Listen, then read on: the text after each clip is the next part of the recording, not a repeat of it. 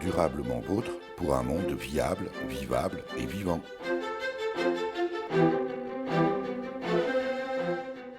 Aujourd'hui, nous évoquerons l'avenir autour de l'humain et de l'environnement.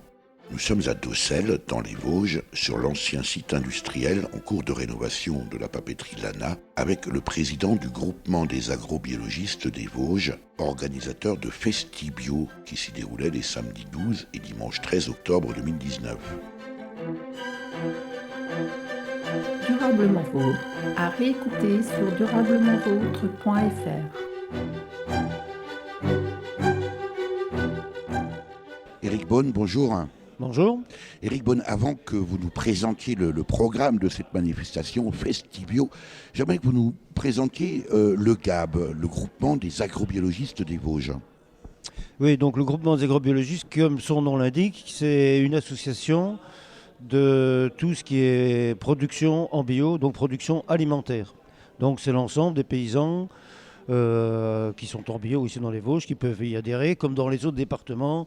Il y a aussi des groupements associatifs de producteurs bio. Et donc là, ça existe depuis déjà un bon bout de temps, je ne sais plus, CGA de Lorraine, une quarantaine d'années. Bon, c'est pas bien que le centre du groupement des agrobiologistes, hein, donc parce que bon, maintenant c'est dépassé, maintenant c'est du bio Grand Est. Hein. Bon, on a changé de nomination, mais c'est toujours les mêmes personnes qui sont là. C'est toujours les mêmes personnes qui s'impliquent. Il faut quand même rappeler que si bio, on en cause de plus en plus et tout. Je prends une petite image. Les aliments pour bébés HIP en bio existent depuis plus de 60 ans. Donc bio, c'est un truc qui tient la route depuis longtemps. Voilà. Pour autant, c'est peut-être seulement maintenant que ça émerge vraiment au niveau du grand public. Ouais, mais je pense qu'il y a deux phénomènes qui jouent. J'ai déjà le public qui change. Et puis alors, par contre, un autre truc qui nous fait un peu peur, c'est l'agro-industrie qui se met derrière parce qu'ils se disent, tiens, il y a de l'argent à faire. Donc nous autres, on est déjà là pour rappeler que quand on est en bio, il y a une éthique. Il faut de la cohérence dans ce qu'on fait. Voilà. Et là, dans l'agro-industrie, la cohérence, je pense qu'on ne la retrouvera pas toujours. Même si l'agro-industrie est des fois intéressante, parce qu'il faut pouvoir nourrir l'ensemble des gens. Donc, mais nous autres, on fait quand même fortement la différence par rapport à ça. Alors, qu'est-ce que ça représente aujourd'hui les agrobiologistes dans les Vosges, Éric Beaune? Alors nous autres, là, on doit être à plus de 300. On approche 10% de la SAU. Donc ça veut dire la surface agricole utile. Donc c'est la surface agricole qui est travaillée en bio. Ça veut dire que c'est quasiment le double de la moyenne nationale. Oui, mais le département des Vosges a toujours été un département plutôt en avance. Hein, avant, on avait dans les départements des Vosges, on en avait autant que dans les 3 autres départements lorrains. Mais maintenant, heureusement, c'est bien. La Moselle rattrape, la Meuse rattrape, et c'est important que finalement tout le monde se retrouve sur le même équilibre. Hein.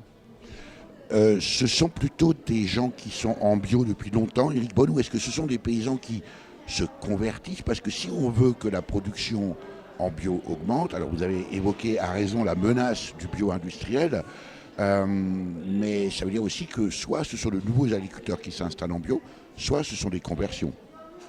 Alors il y a les deux, effectivement. Il y a quand même beaucoup de conversions, essentiellement des conversions. Mais il faut savoir que parallèlement à ça, pour donner une idée, 90% des maraîchers qui s'installent en Lorraine sont en bio. Voilà. Donc il y a quand même pas mal de gens qui essayent de s'installer en bio. Après, la difficulté, c'est de trouver souvent du foncier pour pouvoir s'installer. Ça, c'est un vrai problème. Et ça va être un problème sans doute de pire en pire dans les années à venir. Alors, vous êtes, vous, Éric Beaune, vous-même, bien sûr, et c'est normal, paysan bio à la ferme de Bonnefontaine, c'est au Tauly, dans les Vosges, bien sûr. C'est la première fois que le CGA, le centre de groupement des agrobiologistes, on va les appeler les bio des Vosges, ça sera plus simple, organise Festibio. Oui, donc c'est une nouvelle édition. Voilà. Donc c'est pas pour abandonner ce qu'on fait comme d'habitude. Donc parce que maintenant ça fait 14 ans qu'on fait Relanche Bio, hein, qu'on fait la fête du 14 juillet sur le massif. C'est une nouvelle fête. Parce que là on voulait rassembler beaucoup plus large et rassembler autour de nous toutes ces associations qui travaillent dans le même intérêt que le nôtre. Et c'est la préservation de l'homme et de l'environnement. Durablement vôtre, Éric Mutschler. Quel est le programme aujourd'hui, Eric Beaune, à Festibio, ici à Docelles, les 12 et 13 octobre? Alors le programme, bien sûr, il est multiple, parce qu'il y a de l'animation. D'ailleurs, les Francas sont là pour faire de l'animation. C'est de l'animation qui doit être éducative aussi pour nous. C'est pas simplement occuper les gens avec des jeux, les enfants et tout ça. Ça doit être plus que ça. À travers ces jeux-là, il faut que les enfants apprennent des choses, ou les adultes aussi qui les accompagnent. Donc ça c'est une chose, ils sont là tout le week-end. Moi je trouve que c'est super bien ce qu'ils font. D'ailleurs, ils ont participé à l'organisation avec nous, on peut les en remercier. Et puis alors, moi je vois Épinal en transition, là elle est avec son petit carrousel à pédale, donc ça veut dire que théoriquement c'est les parents qui pédalent, mais souvent c'est les plus grands garçons, enfin les plus grands enfants qui pédalent pour les plus petits. Je trouve que c'est très... Et ça fait tourner le manège. Ça fait tourner le manège. Et puis alors donc on a quand même pas une suite de conférences, les unes derrière les autres. Bon, cet après-midi, donc aujourd'hui samedi après-midi, c'est Marc Dufumier, légère agronome, qui c'est pas la première fois qu'il vient dans les Vosges, il est déjà venu 4 fois, 5 fois. C'est un gars qu'on aime bien entendre, voilà. Hein, c'est du vrai plaisir avec lui. Et puis, il y a tous les stands qui sont tenus, soit par des artisans, soit par des producteurs bio, soit par justement toutes ces associations qui sont autour de nous. Donc il y a le conservatoire d'espaces naturels qui est juste à côté. Et ils sont là pour expliquer aussi. Tout le monde est là pour discuter, rencontrer déjà des gens. Les visiteurs qui viennent, le public, interpeller les producteurs en disant tiens voilà, est-ce que c'est vraiment bio ce que vous faites? Parce qu'on commence à avoir des doutes. Voilà. Donc c'est vraiment un lieu de rencontre et de fête. Et aussi avec un esprit un peu fédératif. L'idée c'est de mettre dans un lieu commun toutes ces actrices, ces acteurs qui vont un peu dans le même sens finalement. Oui, c'est pas récupérer, c'est rassembler toute cette mouvance qui existe. Tous les jours ou toutes les semaines, on voit qu'il y a une opération, un défilé pour la biodiversité. Après, ça va être la rencontre du premier vendredi du mois avec les coquelicots. Ça va être des gens qui vont manifester contre Bure aussi. C'est tous ces gens-là qui ont un espoir pour demain. Donc finalement, ils essayent de dessiner un autre monde pour demain. Alors, combien de personnes attendez-vous ici à Festibio, Eric Beaune? Et est-ce que ce sont de nouvelles personnes qui viennent ou est-ce que ce sont, après tout, pas toujours un peu les mêmes? Est-ce que c'est pas le risque? Alors, il y a toujours un fond. Ce sera toujours le même, c'est évident. J'ai déjà vu aujourd'hui pas mal de personnes que je n'avais encore jamais rencontrées ailleurs. Ou des gens que je connaissais et que je trouvais étonnant de venir trouver ici. Donc c'est pour moi, c'est des gens aussi qui évoluent tout doucement et un type de manifestation-là les interpelle et ils ont envie de venir voir. C'est vraiment un nouveau public qui revient d'une façon parallèle comme ça. Et Festibio serait un succès pour vous, Eric Beaune, si vous atteigniez quel nombre de visiteurs? J'en sais rien. Démarrer une fête, c'est toujours très compliqué. Premier des paramètres, il faut qu'il fasse beau. Donc ça, c'est déjà compliqué dans les Vosges dans cette période. Hein. Alors, c'est effectivement compliqué. Ce matin, il faisait magnifique. Là, il fait un peu moins beau, mais demain, il annonce du très beau. Demain, c'est dimanche. Les gens, ils sortiront un peu plus. Moi, je ne peux pas vous dire. Bon, on compte des milliers de personnes. Après, on sait que c'est une première. Je pense que la première sera réussie, parce que dans l'ensemble, il y a des gens qui me disent que le site, il est magnifique, il est grand, il y a de l'espace et tout. À propos du site, justement, oui. Eric Beaune, le site, moi, j'aurais pas dit magnifique, j'aurais dit le site m'interpelle, parce qu'on est ici sur une ancienne fiche industrielle à Docelles. Oui, on va dire, bon, c'est un peu bizarre de choisir un endroit, ce type d'endroit-là, mais c'est un endroit qui est riche d'histoire, qui est très très vieux, parce qu'on remonte quand même au XVIe siècle. Là où nous sommes, Eric Beaune, il faut quand même le dire, c'est un endroit où il y a des exposants, oui. Mais on se croirait pratiquement dans un monastère parce qu'on a des plafonds voûtés, des magnifiques colonnes en grès, un bâtiment là aussi chargé d'histoire déjà. Voilà, c'est chargé d'histoire, c'est un bâtiment qui a vécu une mort et ça appartenait fortement au maire de ressusciter l'esprit de ce bâtiment. Et donc c'est pour ça qu'on s'est dit, eh ben chiche, on va essayer de faire revivre ce bâtiment-là. Alors vous avez investi, alors pas tous les 6 hectares de friche industrielle ici, parce que le projet est immense, mais vous avez investi quasiment 3 étages. Oui, bon, sur les 6 hectares, il faut savoir quand même que les 6 hectares ne sont pas réhabilités. Hein. En gros, il n'y en a peut-être que 2 ou 3. Donc il y a encore beaucoup de travail à faire. Mais c'est vraiment un site qui va avoir une reconnaissance, une réputation de plus en plus grande d'année en année, vous allez voir. Est-ce que ça veut dire, Éric Beaune, que Festibio est amené aujourd'hui à être un rendez-vous annuel ici à Docelles? Alors peut-être que dans quelques années, ce ne seront plus des friches, ce sera un vrai lieu d'accueil. Ben, je pense, et puis bon, c'est un peu mon espoir aussi, c'est que Festibio devienne une référence. Voilà, ça commence à dater. Et puis on avait choisi un peu aussi l'automne maintenant, parce que les récoltes sont finies, et c'est là que les gens viennent faire les provisions d'hiver.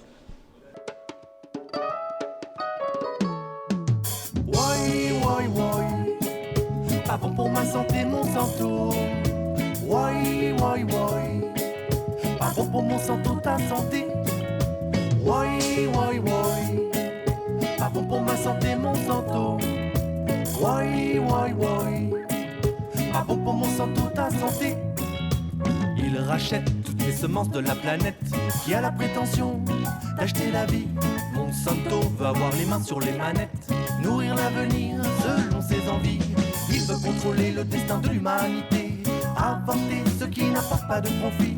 Il n'a pas le souci de l'égalité. Les procès lucratifs se font sans compromis. Qui de la poule ou de l'œuf a fait le premier cri?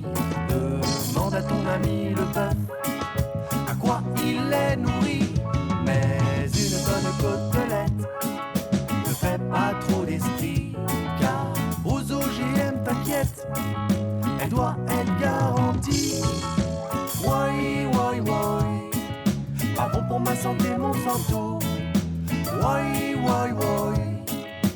bon pour Monsanto, ta santé.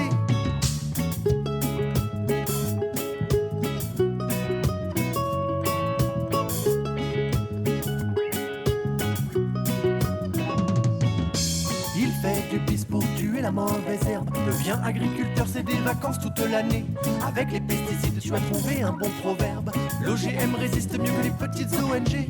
Tu n'as rien d'autre à faire qu'asperger sa bonne graine. Pour l'industrie chimique, tu devras bien t'endetter. Y'a pas de polémique à cultiver pour Monsanto. La taxe d'écologie, Lula au Burkina Faso.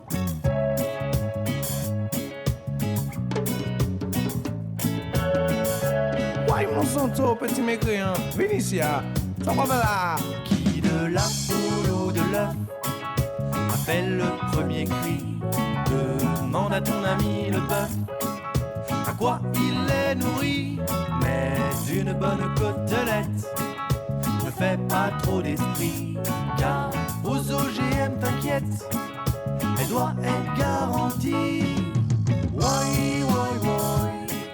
Pas bon pour ma santé, Monsanto. Pas bon pour Monsanto, ta santé.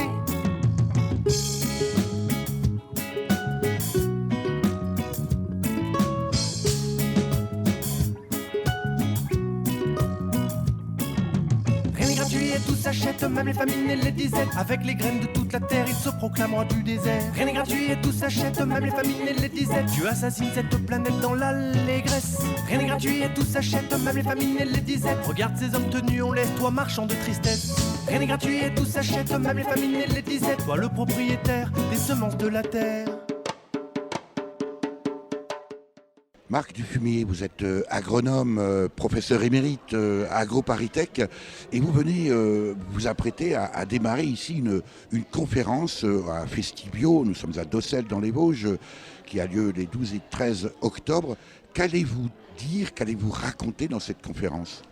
Écoutez, oui, je suis invité donc, par le groupement d'agriculture biologique des Vosges, et ils veulent m'interroger sur ce qu'on appelle l'agroécologie. Et il m'interroge sur, et c'est ça ce à quoi je vais essayer de répondre, si une agriculture qui relève de l'agroécologie peut ou non aboutir à une alimentation saine et à une agriculture durable. Alors vous qui êtes un spécialiste, Marc Dufumier, on va peut-être commencer par le début. C'est la définition, selon vous, de l'agroécologie.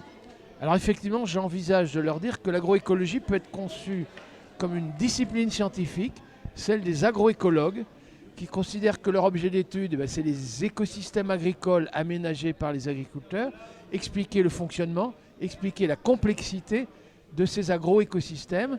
Et c'est une façon de reconnaître que l'objet de travail des agriculteurs, ce n'est pas le sol, le troupeau, la plante pris séparément, mais qu'on a là un environnement qui n'est plus complètement naturel. Ça a été aménagé, un bocage n'est pas naturel, hein. C'est les hommes qui ont aménagé ça, une rizière pareil, mais que par contre il y a des quantités d'interactions entre les végétaux, entre les animaux domestiques, les animaux sauvages, les végétaux, le climat, le sol, les champignons mycorhiziens, et que toute technique agricole a une influence sur l'ensemble de l'agroécosystème. Et je vais leur dire que de toutes les formes d'agriculture que je connaisse, et notamment labellisées, l'agriculture biologique est bien celle qui relève le plus de cette agroécologie scientifique. Le public qui est là aujourd'hui, Marc Dufumier, est a priori convaincu. Alors, est-ce que l'objectif, ce n'est pas au contraire d'aller, ou en complément, d'aller convaincre des gens qui ne le sont pas ou pas encore? Alors effectivement, on va voir qui est le public, hein, exactement. J'imagine qu'il y aura des agriculteurs, bien évidemment, des consommateurs. Est-ce que tout le monde est convaincu? J'en suis pas sûr. Je vois de plus en plus souvent des gens qui considèrent quand même que pour nourrir correctement la planète, il faut produire davantage, toujours au moindre coût, et que pour reprendre un coût, il faut spécialiser, il faut motoriser, il faut mécaniser, il faut robotiser, il faut spécialiser. Et on oublie que cette agriculture industrielle, qui est capable de produire au moindre coût monétaire quand c'est sur le supermarché, elle a des coûts. Le lait pas cher nous coûte très cher, il faut payer des impôts pour retirer les algues vertes. Que le pain pas cher nous coûte très cher parce qu'il y a des désherbants dans l'eau du robinet, il faut dépolluer l'eau. C'est la différence entre le prix et le coût. C'est la différence entre le prix et le coût, et que l'idée d'acheter pas cher un produit, eh ben ça nous coûte très cher. Alors l'agriculture biologique, elle nous coûte dans le prix. Il faut que le producteur soit correctement rémunéré parce que c'est artisanal, c'est bichonné, c'est soigné, c'est plus de travail, c'est intensif en emploi, certes, et c'est d'ailleurs très bien, mais du coup, il faut que le producteur soit correctement rémunéré. Et du coup, le coût apparaît dans le prix présenté dans le supermarché. Mais c'est clair qu'il y a moins de maladies, et dans les coûts horribles de l'agriculture industrielle, soyons clairs, c'est précisément les coûts sanitaires, les antibiorésistances, parce qu'on mange des poulets shootés aux antibiotiques, et puis les perturbateurs endocriniens, où on nous annonce quand même que pour la jeune génération, un certain nombre de maladies, vous savez, Parkinson, Alzheimer, cancer du sein, cancer de la prostate, beaucoup plus précocement que les gens de ma génération. Et ça, donc du coup, ce coût, je n'ose même pas le mesurer en termes monétaires, vous voyez. Marc Dufumier, vous êtes l'auteur de plusieurs ouvrages. Le dernier, L'agroécologie peut nous sauver, paru chez Actes Sud. Pourquoi ce titre? Ce titre, précisément, parce que qu'on s'inspire du coup d'une agroécologie scientifique, on peut pratiquer des formes d'agriculture qui combinent bien l'exigence d'alimentation saine, c'est-à-dire sans perturbateurs endocriniens, sans hormones dans la viande ni le lait, sans résidus pesticides, hein, sans antibiotiques dans la viande, et puis en même temps, en faisant un usage intensif de l'énergie solaire pour fabriquer l'énergie alimentaire, en faisant un usage intensif du carbone, du gaz carbonique pléthorique pour fabriquer nos hydrates de carbone, vous savez, le sucre, l'amidon, les lipides, en faisant l'usage intensif de l'azote de l'air pour fabriquer nos protéines avec des légumineuses, en utilisant les arbres avec des racines profondes pour aller chercher les éléments minéraux, ça va dans les feuilles, ça fertilise la couche arabe, puis des champignons mycorhiziens qui vont aller les débusquer dans des endroits impossibles. Oui, il y a bien une agriculture moderne qui va peut-être récupérer les savoir-faire de nos anciens, les variétés anciennes, des savoir-faire aussi, mais appuyée par une écologie, une agroécologie scientifique, fondée scientifiquement. On démontre qu'effectivement, on va pouvoir nourrir bien plus de 10 milliards d'habitants correctement et durablement, sans préjudice pour les générations futures. On maintiendra la fertilité des sols, on ressuscitera les abeilles, parce que c'est ça la principale menace pour l'avenir. Il y aura de nouveau des coccinelles pour neutraliser les pucerons. Et des coquelicots. Et des coquelicots. Marc Dufumier, aujourd'hui, ce que vous expliquez là, j'ai envie de dire que c'est presque du bon sens. Pour autant, est-ce qu'aujourd'hui, dans le modèle agricole moderne et actuel, on connaît tout ça? Est-ce qu'un paysan aujourd'hui encore sait comment fonctionne son sol? Et est-ce que vous, qui êtes des scientifiques et le corps enseignant dans le milieu agricole, enseigne ça? Alors pour être honnête, beaucoup d'agriculteurs, chez les jeunes en particulier, ont un peu perdu certaines connaissances parce qu'à force d'industrialiser, on a spécialisé, on a abandonné certaines productions, le rôle des rotations, le rôle des assolements, le rôle des associations végétales, alors encore plus, on a séparé agriculture-élevage, donc le rôle d'une intégration agriculture-élevage a été un peu oublié, et pour beaucoup de gens ça fait peur, et ça fait peur parce que peut-être on va devoir diversifier un peu. Il faudrait créer des emplois. En même temps, il faudrait peut-être quelques nouveaux équipements, ce genre de choses. Ça fait un peu peur. Et puis peut-être que les connaissances ont été perdues. Et malheureusement, alors dans les lycées agricoles, ça n'a pas toujours été enseigné. Ça commence à changer néanmoins.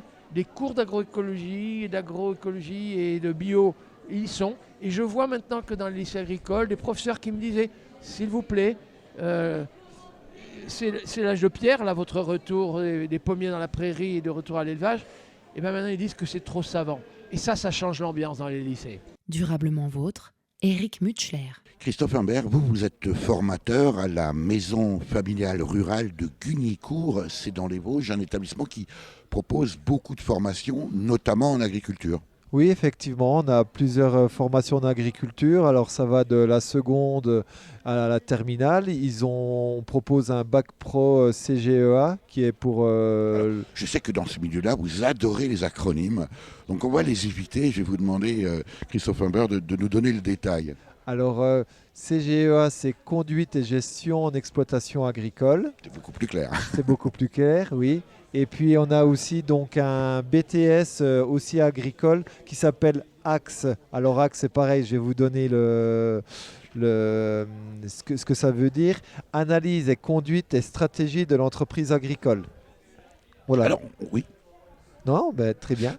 On pourrait s'attendre à ce que dans une telle manifestation comme à Festibio, ici à Dossel dans les Vosges, vous soyez fortement orienté bio. C'est a priori pas nécessairement le cas. Durablement vôtre, Éric Mutschler. Je vous sens gêné, Christophe Imbert.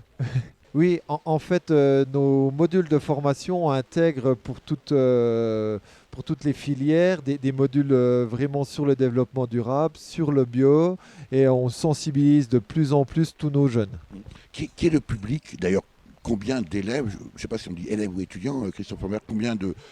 Allez, on va les appeler des étudiants, fréquentent cet établissement maison familiale rurale à Gugnicourt, hein. À peu près 150 apprenants. Aujourd'hui, quelle est la motivation des jeunes et est-ce qu'il y en a encore aujourd'hui à vouloir s'installer ou peut-être à minima avoir une formation dans l'agriculture? Une des premières choses, c'est l'alternance. Les jeunes viennent en alternance, c'est-à-dire qu'ils ont une formation à la fois chez nous à l'école et aussi une formation chez leur maître de stage ou chez leur patron. Et c'est ce qui les motive le plus. En fait, nous, le jeune va apprendre sur le terrain, en milieu professionnel, ils reviennent et on fait une mise au point. C'est-à-dire que chacun partage, témoigne et à partir de ça, on construit leur savoir.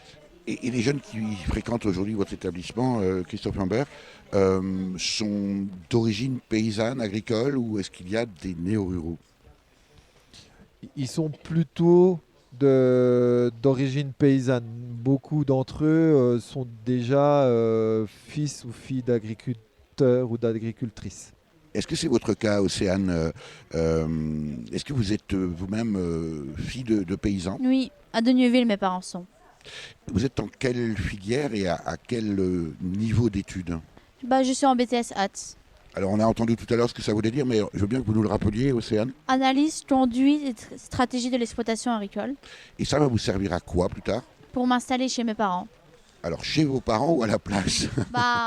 Je travaillerai avec eux au début, puis après ils partiront en retraite. Quel type d'exploitation? Polyculture, élevage. Ça veut dire concrètement que vous apprêtez demain à élever des vaches, à produire, enfin pas produire, mais en tout cas à récolter le lait, à cultiver des céréales. Oui. C'est un métier que vous avez envisagé depuis toujours? Depuis tout petite. Qu'est-ce qui vous a motivé? Qu'est-ce qui vous intéresse? Plus les vaches, moi. D'accord. Avec un intérêt particulier pour la bio ou pas? Non. Alors ça, c'est quelque chose qui m'interpelle toujours. On s'attend à ce que les jeunes aujourd'hui soient attirés par la bio. Là, visiblement, ce n'est pas le cas. Pour quelle raison, Océane? Après, comme mes vaches ils produisent quand même pas mal de lait, on essaie quand même d'être le plus naturellement possible, mais passer en bio, pour l'instant, non. Si t'aimes pas les supermarchés et toute leur daube congelée, leurs aliments trafiqués, tu te méfies leurs fruits gazés, leurs légumes irradiés. Une seule solution, jardiner gaiement. Prends ta binette, prends ta binette, prends ta binette. Prends ta binette, ta rouette et ta serfouette. Descends au jardin dès le grand matin. Prends des grands bols d'air, c'est frais, c'est super. C'est le paradis, en plus c'est gratuit. Descends au jardin, fais tout à la main. Prends de bons outils, c'est vraiment utile. C'est le paradis, plus besoin de produits.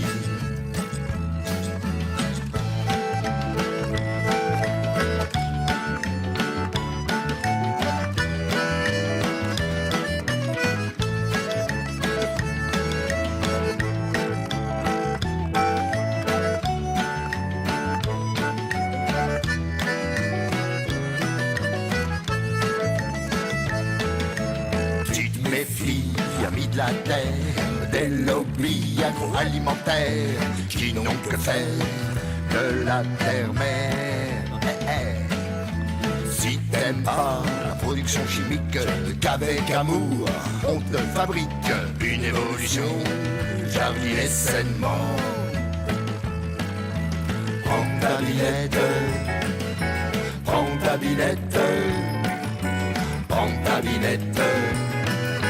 Prends ta binette, ta brouette et ta serfouette. Prends ta binette, prends ta binette, prends ta binette, prends ta binette, ta brouette et ta serfouette. Descends au jardin, si t'es citadin, apprécie le bonheur, tu mets quelques fleurs, c'est le paradis, en plus c'est gratuit. Descends au jardin, n'attends pas demain, mais y tombe des bottes pour que ça dépote, c'est le paradis, plus besoin de produits.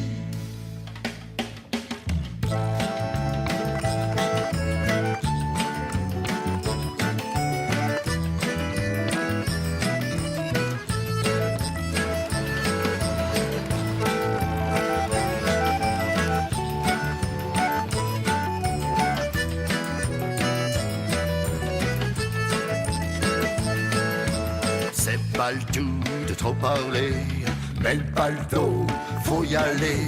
À toi maintenant, le petit collet. Au jardin, va t'aérer. Ouais, la terre, faut la gratter. Une seule position, jardiner vraiment. Nous sommes toujours à Festibio, rassemblement, manifestation festive consacrée à la bio, bien sûr, à Docelles dans les Vosges, les 12 et 13 octobre 2019. On ne pourra évidemment pas aller à la rencontre de la soixantaine d'exposants, ce serait bien sûr trop long, mais on va quand même essayer de vous en faire découvrir quelques-uns, dont vous, Bertrand Dutoit, vous êtes là avec votre stand, vous êtes paysan producteur de petits fruits, il y a effectivement beaucoup de bocaux, beaucoup de bouteilles sur votre stand. Qu'est-ce que vous proposez? Qu'est-ce qu'on peut trouver sur votre stand? Voilà, donc ma production principale, c'est le bluet, la myrtille arbustive, donc une spécialité sur le massif vosgien. Et donc, il y a différents produits à base de bluet, des sirops, des purs jus, du nectar, des coulis aussi pour les desserts, des bluets à l'aigre doux au vinaigre, donc pour manger avec les charcuteries et les crudités. Voilà, des confitures, des gelées, des compotes aussi. Mais pas que, parce que là, par exemple, je vois qu'il y a du sirop de framboise, il y a des compotes, voilà, donc nous, des gelées, on a essentiellement des bluets, mais on a aussi d'autres petits fruits, tels que des framboises, des mûres. La Loganberry, qui est un croisement naturel entre la mûre et la framboise. Des caseilles, pour diversifier un peu la gamme de produits proposés. Alors, ce que je n'ai pas dit, c'est que votre ferme s'appelle Le Pré des Fruits. Vous êtes à Granges-sur-Vologne. Voilà, tout ce que vous avez là, Bertrand Dutoit, ce sont vos productions et c'est votre transformation.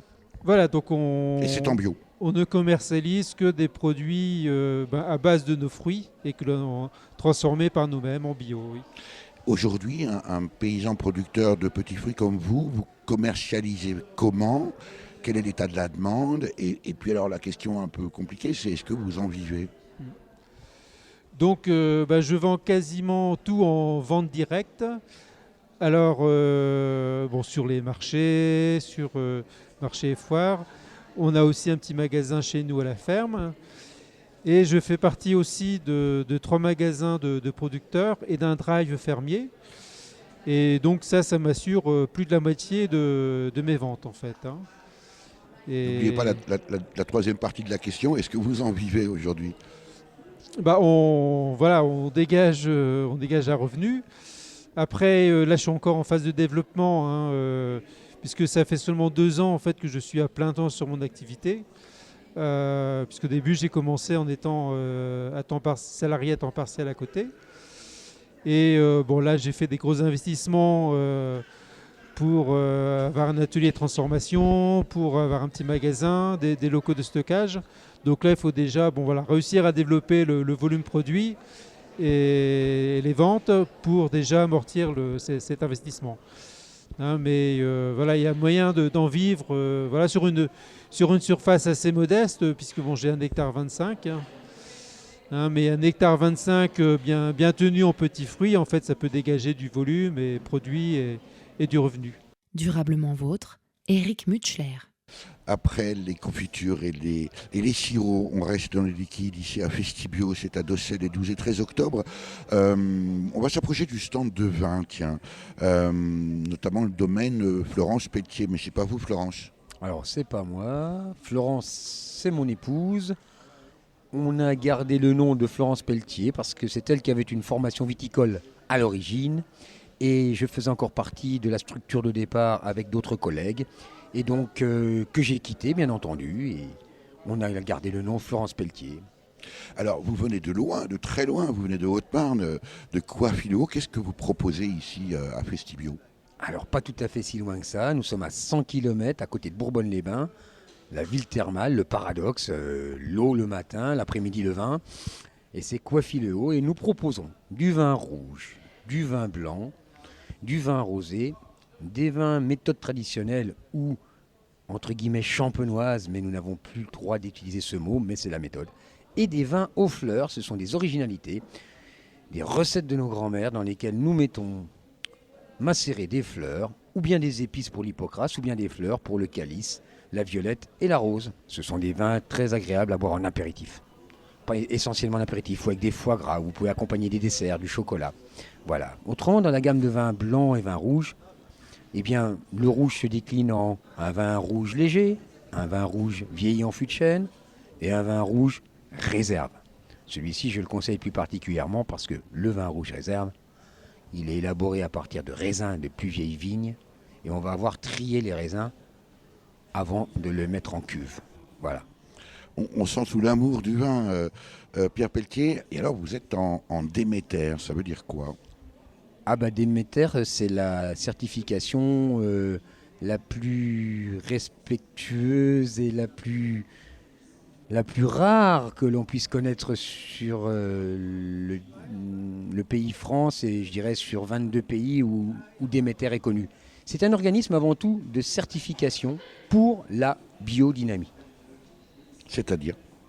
La biodynamie, c'est une méthodologie ou on va dire presque une philosophie qui est au-delà du bio, où on va demander beaucoup plus d'attention, beaucoup plus d'observation du vivant et de travailler bien entendu avec la lune et même les marées et à travailler énormément avec les plantes et des préparations biodynamiques qui sont épandues à certains moments de la journée et à certains moments de l'année.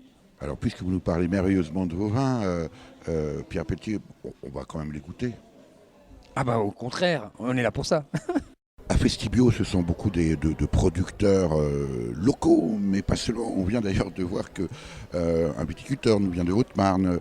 Et puis vous, Nicole Cassis, vous arrivez de Haute-Saône, ma terre au naturel. On est là devant votre stand avec de très jolies poteries, je le reconnais, je le dis. Merci. Quand on dit ma terre au naturel, c'est juste un nom de marque ou on peut prétendre que c'est naturel quand Oui. on parle de poterie? Oui, tout à fait. Ce sont des pièces qui sont nobles et naturelles puisque mes émaux n'ont pas du tout de plomb. Voilà.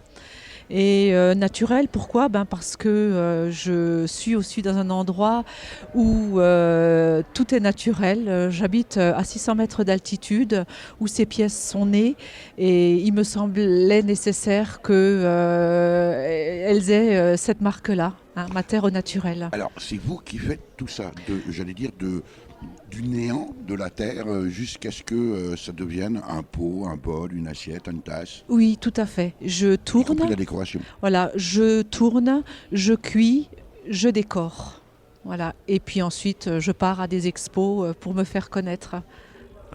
Alors, on va quand même, parce que souvent quand on parle de bio, alors aussi bien d'ailleurs pour la poterie, du reste, la question du prix est souvent posée.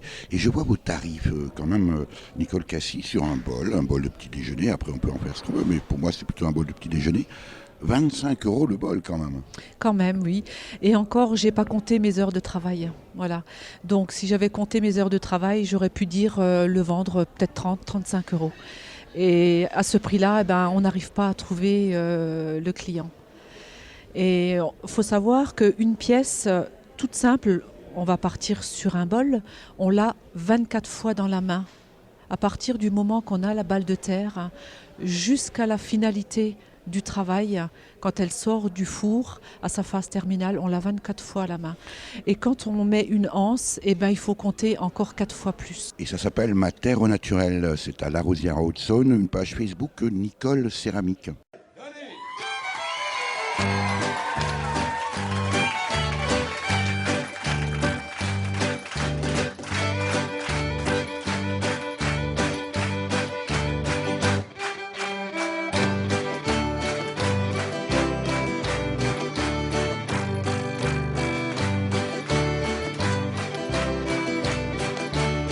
Ah, si j'avais les beaux souliers que ma mignonne, si j'avais les beaux souliers que ma mignonne m'a donné à vous. Si j'avais les beaux souliers que ma mignonne, si j'avais les beaux souliers que ma mignonne m'a donné. Les souliers du vieux poirier, mes souliers sont rouges. Ma mignonne, mes souliers sont rouges. Ma mignonne, mes amours, mes souliers sont rouges. Ma mignonne, mes souliers sont rouges. Ma mignonne, mes amours. Si j'avais les beaux chaussons que ma mignonne, si j'avais les beaux chaussons que ma mignonne m'a donné. Si j'avais les beaux chaussons que ma mignonne, si j'avais les beaux chaussons que ma mignonne m'a donné. Les chaussons du Vaugargnon, puis les souliers du vieux poirier, mes souliers sont rouges.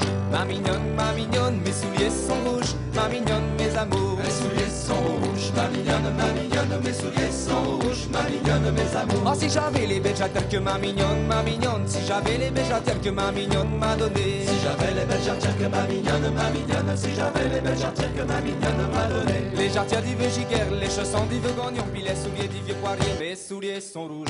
Ma mignonne, mes souliers sont rouges. Ma mignonne, mes amours, mes souliers sont rouges. Ma mignonne, mes souliers sont rouges. Ma mignonne, mes amours. Si j'avais la belle culotte que ma mignonne, si j'avais la belle culotte que ma mignonne m'a donné. Si j'avais la belle culotte que ma mignonne, si j'avais la belle culotte que ma mignonne m'a donné. À la culotte du vieux Mayotte, les jarretières du vieux Giguère, les chaussons du Vaugargnon, puis les souliers du vieux poirier, mes souliers sont rouges. Ma mignonne, mes souliers sont rouges. Ma mignonne, mes amours, mes souliers sont rouges. Ma mignonne, mes souliers sont rouges. Ma mignonne, mes amours. Ah, si j'avais la belle chemise que ma mignonne, si j'avais la belle chemise que ma mignonne m'a donné. Si j'avais la belle chemise que ma mignonne, si j'avais la belle chemise que ma mignonne m'a donné. La chemise du vieux Labrise, la culotte du vieux Mayotte, les jarretières du vieux Giguère, les chaussons du Vaugargnon, puis les souliers du vieux poirier, mes souliers sont rouges. Ma mignonne, mes souliers sont rouges. Ma mignonne, mes amours, mes souliers sont rouges.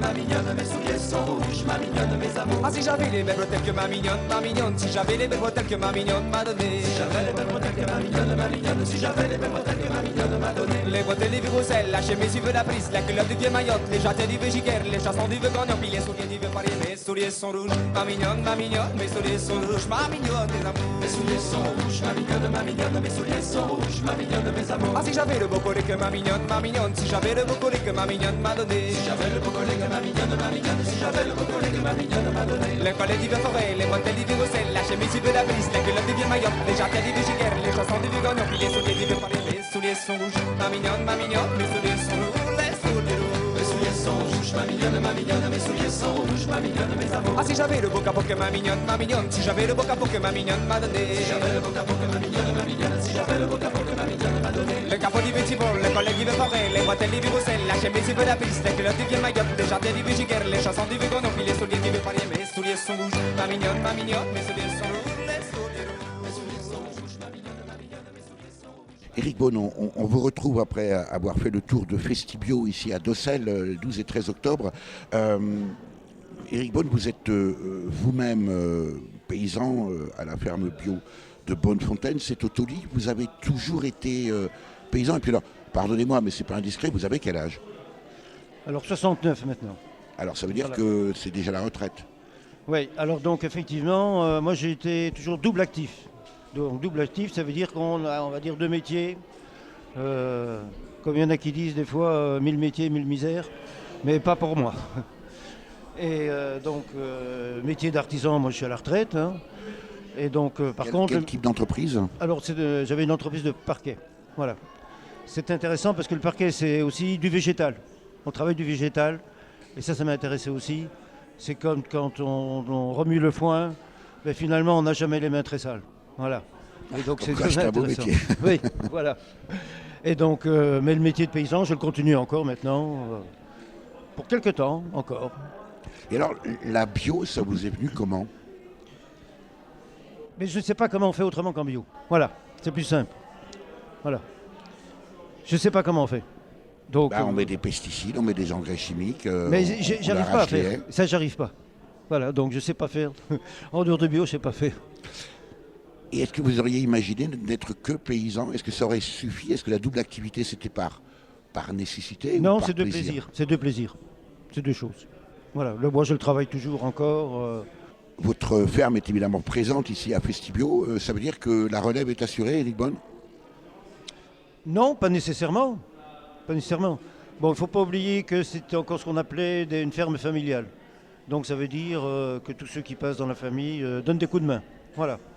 L'avenir n'est encore pas tout à fait décidé.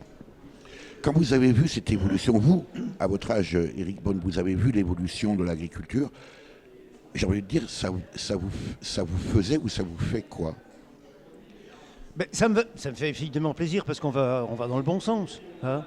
Moi, je voyais des Alors là, pays... je n'étais pas en train de parler de la bio, hein, j'étais plutôt en train de parler de l'agriculture intensive. Hein. L'agriculture intensive, bon, il y a un moment, elle va trouver sa voie sans issue. Il y a un moment, c'est évident. Alors, on n'est pas là pour le donner des leçons, mais du fait que sur l'ensemble du département, sur l'ensemble de la région, sur l'ensemble de la France, on est quand même sur des conversions. Avant, celui qui était en bio, il était regardé du doigt, un peu dénigré, c'est quoi ce mec-là? Oh, il a encore des cheveux longs, ceci, cela. Maintenant, c'est fini. Oui, parce voilà. que maintenant, les paysans intensifs, ou en tout cas conventionnels, se plaignent de l'agriculture bashing. Oui. On en a fait du bio-bashing pendant très longtemps. Oui, mais bon, de l'agribashing, les bio n'en souffrent pas. Voilà. On sait très bien, puisqu'on est en concordance par rapport à ce que le consommateur attend.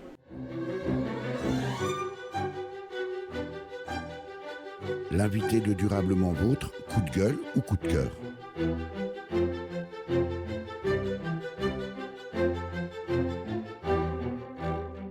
Parmi les très nombreux exposants présents ici à ce Festibio à Dossel dans les Vosges, les 12 et 13 octobre, on a choisi de réaliser cette dernière séquence coup de cœur, coup de gueule avec vous, Hervé Véry. Vous êtes boutiquier itinérant et vous vendez de très belles chaussures de la marque El Naturalista. On en dira deux mots tout à l'heure, mais dans l'immédiat, plutôt coup de cœur ou plutôt coup de gueule? Dans la vie, je crois qu'il y a des coups de cœur et des coups de gueule en permanence, quoi. En tout cas, moi qui suis dans l'orientation environnementale, pourrait-on dire, et qui est très à cœur ce côté-là, justement. Autant coup de gueule parce que les gouvernements se succèdent et font pas grand-chose, si ce n'est des effets d'annonce et des mesurettes. On a l'impression que ce qu'ils décident, il aurait fallu le décider en 1980, quoi, donc ça fait beaucoup de retard.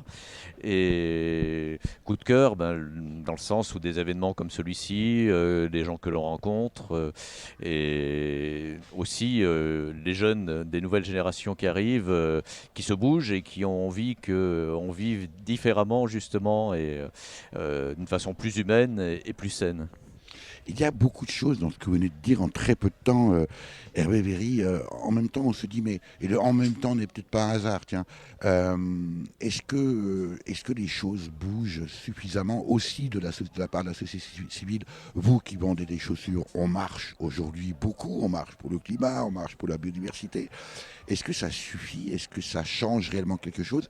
Parce que finalement, vous êtes aussi un acteur du développement durable en vendant par exemple des chaussures El Naturalista. On ne va pas faire de publicité, mais après tout ça vaut le coup. Ce sont de très belles chaussures, vous en direz encore une fois 2 mots tout à l'heure. Mais est-ce que c'est pas ça qui manque aujourd'hui? Poser vraiment des actes, que ce soit des jeunes, des moins jeunes, mais aussi du gouvernement. Est-ce que c'est pas ça qui manque? Mais si, tout à fait. Je veux dire, on sait que les Français sont globalement, on va parler des Français puisqu'on habite en France, sont globalement pour poser des actes sur le changement climatique, contre le nucléaire, etc. Mais le passage à l'acte est toujours compliqué, quoi. Souvent, il y a le oui, mais, et c'est le mais qu'il faut faire disparaître, parce que les solutions, elles existent et depuis longtemps, et on peut faire différemment. Alors c'est surtout des choix de vie, quoi. Peut-être qu'il faut arrêter d'acheter des grands écrans à je sais pas combien, des portables sans arrêt, et se nourrir sainement, quoi. Et acheter. Si on veut revenir juste 2 secondes sur ce que je propose, c'est des chaussures qui durent, qui sont saines. Elles ont un prix parce qu'elles sont faites C'est un main. excellent exemple, Hervé Véry, parce que cette marque, ces chaussures, alors évidemment, c'est pas très radiophonique, mais ce sont vraiment de très belles chaussures. Alors, le prix aussi, prix moyen d'une paire de chaussures ici, sur votre stand, j'ai regardé un peu, c'est dans les 130 €. Oui, tout à fait, sur la collection automne-hiver. Voilà, on est loin de la paire à 20 € dans n'importe quel supermarché. On est là au cœur de la problématique, c'est accepter un prix plus élevé pour un coût moindre. Le coût étant l'impact, évidemment, que ce soit sociétal ou environnemental, que l'on finira quand même par payer. Ce que nous a expliqué tout à l'heure Marc Dufumier. Oui, parce que c'est vrai que malheureusement, je pense que essentiellement, on voit qu'à court terme, à tout niveau, quoi.